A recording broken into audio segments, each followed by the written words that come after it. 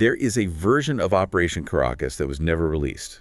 You know the story, or you think you do. The one that made the papers. The version with the clean headlines. Exactly. You've seen them. Maybe you've even read the official reports where everything, it's went perfectly.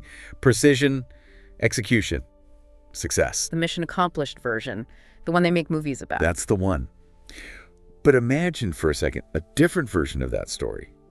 One with no banners, no clean route maps showing a perfect entry and exit.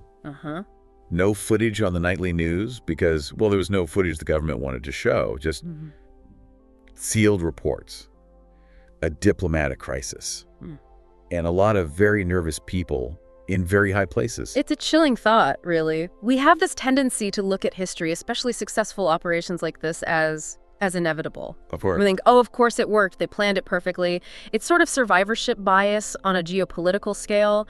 But the source material we have today, it really challenges that. It forces you to look at the other side of the coin. And that is exactly what we're doing today. We are taking a deep dive into a specific unreleased file from the Operation Caracas inside the raid documentation. A really specific one. Yeah, it's titled Episode 6, If I Had Failed. It's the final chapter of the report, and honestly, reading it, it's the most haunting one, because it doesn't tell us what happened. It tells us what almost happened. And just to set the stage here, because this is so crucial for you to understand the weight of this, what we are looking at isn't fan fiction. Right. This isn't a what-if scenario built on Reddit conspiracy theories or, someone's overactive imagination. The source describes this as a cold inversion. I highlighted that phrase immediately. Cold inversion. It sounds so clinical, almost mathematical, but the implications are, they're terrifying. Can you break down what that actually means in this context? Why cold? Sure. So in intelligence planning or wargaming, a hot scenario is a simulation where you change the variables, different team, different weather, different target location. You're testing flexibility. A cold inversion is different. It means you keep every single fact of the actual night exactly the same. The same humidity, same team members, same gear, same target location. So the setup is identical to what actually happened. Identical. But you change one outcome at a very specific fracture point. We're exploring the anatomy of failure based on the reality that was present that night. It's not, what if we used a different helicopter? It's, what if this helicopter, which flew that night, had a tail rotor failure at 0200 hours? So our mission today is to answer the question that was never answered publicly. If this operation had failed, what would have happened next? And I think what really struck me reading through this is just how fragile success actually is. You see these operations in movies, and failure usually looks like a big explosion. Right, the Black Hawk Down scenario. Kinetic chaos. Exactly. Helos crashing in the desert. Yeah. But the source says that's not really how it works. Not in this specific type of raid anyway. No, absolutely not. The documents are very, very clear on this point. Failure in an operation of this magnitude, it rarely begins with gunfire. That's the Hollywood version. In reality, failure is much quieter. It starts with what the file calls microfractures. Yeah, and the source lists them out, and they seem so minor in isolation. A delayed minute. Information arriving just a little too late. A command that gets misunderstood in the heat of the moment. And if we look closely at the Caracas files, those fracture points existed before the team even left the base. Oh yeah. We're talking about 3 pillars: target identification, environmental control, and extraction timing. These are the pillars of the whole mission. If any single one of those slips, the operation doesn't immediately collapse. The helicopter doesn't just, fall out of the sky. Right, it's more subtle. The source uses this metaphor that I really want to unpack. It says the operation begins to leak. It's a perfect metaphor. Think about it like plumbing in a house. Leaks make no sound at first. You don't know they're happening until the water level is already rising and, ruining the floorboards. So in an operation, a leak means that the buffer you built into the plan, it just starts disappearing. Exactly. The margin for error evaporates. Yeah. Every plan has a buffer. Maybe you have 10 minutes of slack time built in. A leak is when something takes 2 minutes longer than it should. Then the radio check takes an extra 30 seconds. You haven't failed yet, but your buffer is gone. And the source makes a really insightful point here about the cost of those leaks. It says every subsequent decision becomes more expensive. That's such a powerful mental model, even outside of military ops. Expensive not just in money, obviously, but in risk, political capital. Oh, in life. Human life. If your intel is 5 minutes old instead of 1 minute old, the cost to verify the target goes up. You have to stay on the ground longer. You expose yourself more. The currency you are spending is safety. You're paying compound interest on those early mistakes. Wow. Compound interest on failure. That is a terrifying way to look at it. So let's walk through some of these scenarios in the file. Let's look at the first domino. The source says the most dangerous failure isn't getting shot down. It's capturing the wrong person. But here's where it gets fascinating, and also quite terrifying. When they say capturing the wrong person, your mind immediately goes to mistaken identity, right? Totally. You grab the guy in the red shirt instead of the blue shirt. Oops, wrong guy. Sorry about the zip ties. Have a nice night. Exactly. But the source points out a much more nuanced danger. It's not necessarily misidentification of the target. It could be capturing the right person, but at the wrong moment. Okay, let's dig into that because that feels counterintuitive. If you have the target, you have the target. What defines the wrong moment? The conditions on the ground. The source highlights 3 specific triggers. If the target isn't alone. If a third party is present, say, a housekeeper, a business partner, a family member. Or if surveillance hasn't been fully neutralized. Precisely. So you walk in to grab the target, but his cousin is there. Or a business associate who wasn't on the roster. Why does that implode the mission? Can't they just detain them too? They can, and operationally that's the easy part. But that single surviving witness, that person changes the entire legal and geopolitical genre of the event. Genre of the event? Wow. Think about the definitions here. If you go in, grab the target, and leave without a trace, that is a covert operation. It offers plausible deniability. We weren't there, he just vanished. Maybe it was a cartel dispute, maybe he ran away. Right. It exists in the shadows. It allows everyone to save face. Exactly. But if there's a witness, if someone sees it happen, sees the uniforms, hears the language spoken, and is left behind to tell the story, the source is brutal in its assessment here. It stops being a covert operation and it becomes 3 things immediately. Abduction, violation of sovereignty, and undeclared military action. So just the presence of one extra pair of eyes shifts the entire narrative from secret mission to act of war. That is the fragility we were talking about. The difference between a medal ceremony and an international crisis can be one person standing in a hallway who wasn't supposed to be there. And suddenly, the country where you operated, they have proof. They have a narrative. And they can go to the UN and say, we were invaded. That leads us right into the next nightmare scenario the file outlines, the extraction trap. The source says something interesting about pacing. It says, operations are designed to move faster on entry than on exit. That's standard doctrine. You have the element of surprise on entry, you control the tempo, you are the hammer. But once you've made your move, the clock starts ticking against you. The environment starts to react.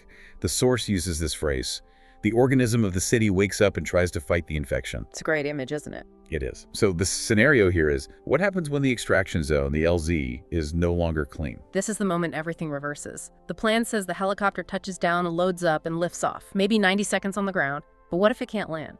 Like a civilian truck has stalled in the intersection. Or local law enforcement has blocked the road just by chance. Suddenly, the team is forced to hold the target longer than planned. They are stuck on the X. And this is where the source dropped a line that really stuck with me. It brings in a whole new metric.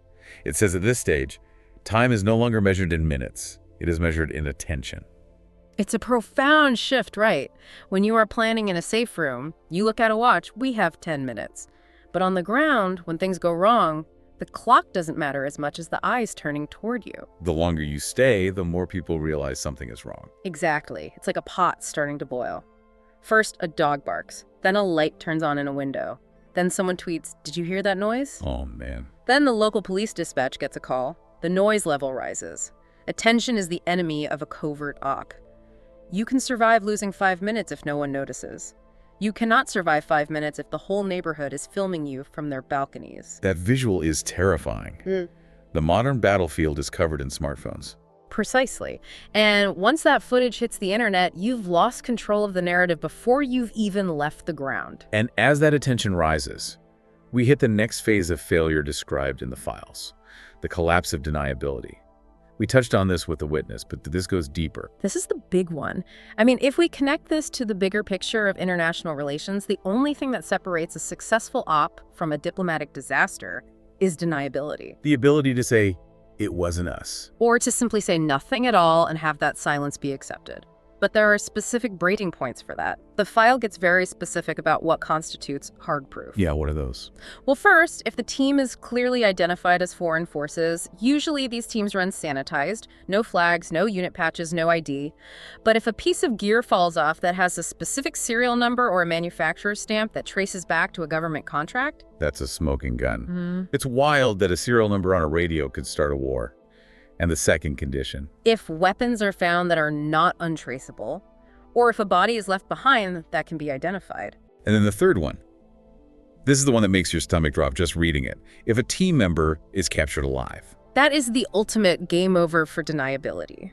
Because once you have a live operator in custody, every statement that follows becomes meaningless. You can't issue a press release denying involvement when one of your people is being paraded on foreign television. And the source puts it so clearly. It says the question changes from, did we do this, to what do we tell the world tomorrow morning? And notice the shift in that question, did we do this, is operational. It's for the generals and the planners. Right. What do we tell the world? Is political, it's existential, it's for the president or the prime minister. It changes who's in the room making the decisions. That's the perfect segue to the next section, the political shockwave. Yeah. Because if Operation Caracas had failed in that way, a captured operator, a firefight in a capital city, the fallout wouldn't have stayed in Caracas. No, it would have been global. Immediately. The source actually maps out the trajectory. It moves from the ground in Caracas straight to the UN Security Council, then to emergency diplomatic channels. And finally, and this is the part people forget, to the global markets. It's crazy to think that a few guys getting stuck in a building in Venezuela could crash the stock market. But the source says failure triggers sanctions, indirect retaliation, and chains of uncontrolled actions. Why does Wall Street care about a failed raid? Uncertainty. Markets hate uncertainty more than anything else. If a major power conducts a failed raid in a sovereign nation, the risk of war spikes. Wow. Oil prices jump because traders worry about supply lines. Insurance rates for shipping spike. Algorithms read the headlines and start selling. And that phrase, chains of uncontrolled actions, that really stands out. That sounds like the definition of a spiral. That's exactly what governments fear most. Escalation. You do this, so they do that, so we have to do this. The source notes that destabilization doesn't require explosions. We often think of war as bombs dropping, but a failed up like this triggers a different kind of warfare: economic, diplomatic, reputational. It effectively freezes the ability of the country to operate on the world stage. You lose your leverage in every other negotiation you're having. Exactly. Suddenly you can't negotiate a trade deal with Europe because you're dealing with a hostage crisis in South America. It just consumes the bandwidth of the entire government. It's a mess that takes decades to clean up. You become a pariah overnight. But before we get to the global cleanup, we have to talk about the most difficult part of this file: the human cost. The source calls this the scenario no document likes to acknowledge. The team that doesn't come home. Yeah, and the distinction here is, it's heartbreaking. The source says they don't come home not because they failed, but because the system around them collapsed first. That is a brutal reality of special operations. The operators can do everything right. Their shooting is perfect. Their movement is perfect. But if the extraction fails, if the politics shift, if deniability collapses, they're left stranded. They're the tip of the spear, but if the shaft breaks, the tip is lost. That's a great way to put it. And then the decision-making shifts to people in air-conditioned rooms thousands of miles away. The source describes this as ruthless calculus. It is ruthless. Yeah. Because look at the decisions that have to be made. The source breaks them down. Do you negotiate for their release? Do you acknowledge the operation to try and get them back? Or do you continue to deny it to save the government's reputation, even when it looks absurd? And the hardest one of all mentioned in the file: do you try to recover your personnel, potentially starting a full-scale war to save a handful of people? Or do you protect the secrecy of the mission and leave them? God.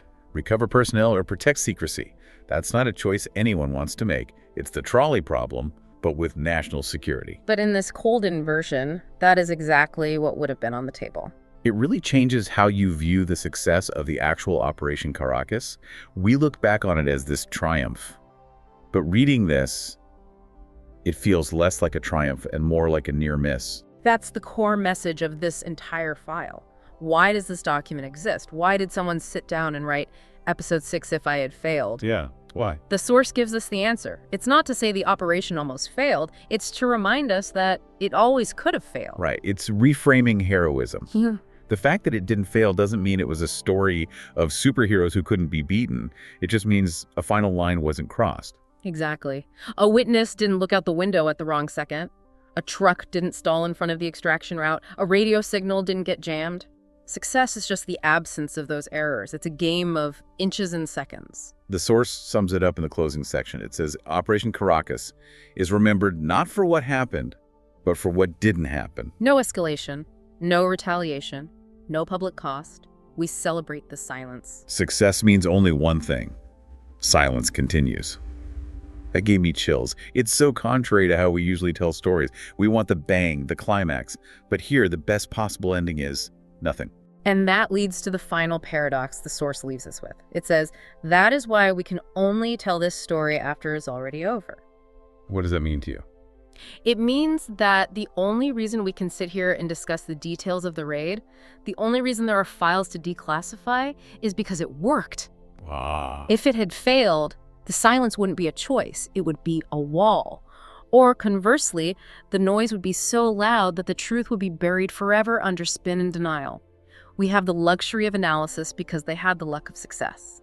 That is a heavy thought to leave on. It really makes you wonder about the operations that did fail. The ones we've never heard of because that ruthless calculus went the other way. We only see the survivors of history. The failures are often buried very, very deep, or redacted until long after we are gone. Well, you certainly won't look at a mission accomplished headline the same way again. It's not just about skill, it's about all the things that didn't go wrong. Absolutely. Yeah. It forces you to appreciate the invisibility of competence. Thank you for taking this deep dive into the dark side of Operation Caracas with me. It's been sobering. It has. Important, though. Definitely. And to you listening, think about that silence. The next time you hear nothing on the news, ask yourself, what lines are holding just out of sight? Thanks for listening to The Deep Dive. We'll see you next time.